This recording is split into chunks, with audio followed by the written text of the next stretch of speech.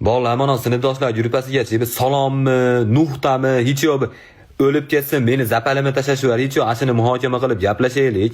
Diyonatlaring ham qolmabdi, to'g'risi. Raz grupani maslan o'ldirishga harakat qiladigan bo'lsa, grupan nomini o'zbek kino qilib, oxirgi marta go'sht kilosi 4 ming bo'lganda yozgan ekanmiz. Asl shuncha yozmagan yarasha bir o'rinli olib ketishgan bo'lsin ham mayli ekan. Bari o'nni yo'qlar mashedamasi. Mahallada ishsizlik ro'yxatida birinchi o'rinda turadiganlar bitta ham millioner olib ket bo'lmasa, bizni ham ko'tarish orqasidan.